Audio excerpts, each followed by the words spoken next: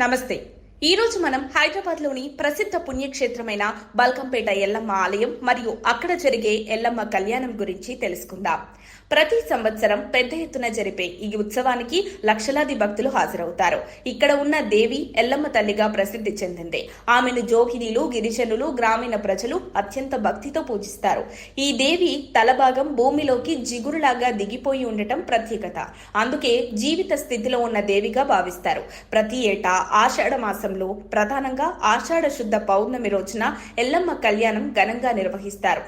ఈ రోజు ఎల్లమ్మ తల్లిని వరుడైన కళ్యాణ స్వామికి పెళ్లి చేస్తారు. పురోహితులు మంత్రోచ్చారణల మధ్య కళ్యాణ మహోత్సవం నిర్వహిస్తారు.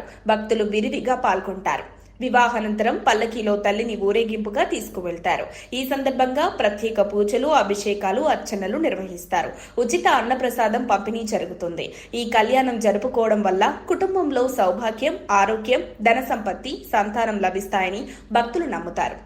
ఈ సందర్భంగా హైదరాబాద్ జిల్లా ఇన్ఛార్జ్ మంత్రి పొన్నం ప్రభాకర్ మాట్లాడుతూ జూలై 1న బల్కంపేట ఎల్లమ్మ కళ్యాణం ఘనంగా నిర్వహించేందుకు ఏర్పాట్లు జరుగుతున్నాయని తెలిపారు. అన్ని శాఖల అధికారులు పరస్పరం సమన్వయంతో పనిచేసి కళ్యాణం మరియు రథోత్సవాన్ని విజయవంతంగా నిర్వహించాలని ఆయన ఆదేశించారు. సోమవారం ఆలయం వద్ద జరిగే ఏర్పాట్లపై మంత్రి సమీక్షా సమావేశం నిర్వహించారు.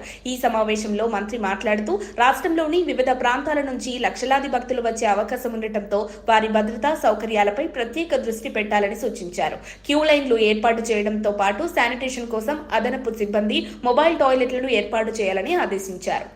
ఉచిత తాగునీటి సరఫరా కోసం కూడా అవసరమైనన్ని వాటర్ ట్యాంకర్లను ఏర్పాటు చేయాలని సూచించారు. విద్యుత్ సరఫరాలో ఎలాంటి అంతరాయం కలగకుండా ముందస్తు జాగ్రత్తలు తీసుకోవాలని అధికారులను ఆదేశించారు.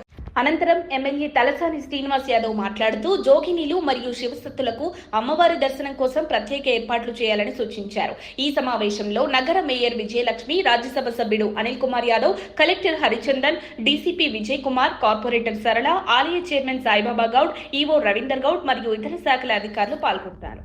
ఎల్లమ్మ తల్లి మహత్యం గురించి ఎన్నో పురాణ కథలున్నాయి. భక్తులు తల్లిని శరణు కోరితే అనారోగ్య సమస్యలు, కుటుంబ విభేదాలు తొలగిపోతాయని విశ్వసిస్తారు. ముఖ్యంగా మహిళలు తల్లిని అధికంగా పూజిస్తారు. తలనీలాలు సమర్పించడం, బోనాలు తేవడం ఇక్కడి ప్రత్యేకతలు. మీరు కూడా ఒకసారి ఈ పుణ్యక్షేత్రాన్ని దర్శించి తల్లి ఆశీస్సులు పొందండి. ఓం శ్రీమాత్రే నమః. మరిన్ని అప్డేట్స్ కోసం మా కాయ్ టీవీని సబ్స్క్రైబ్ చేసుకోండి.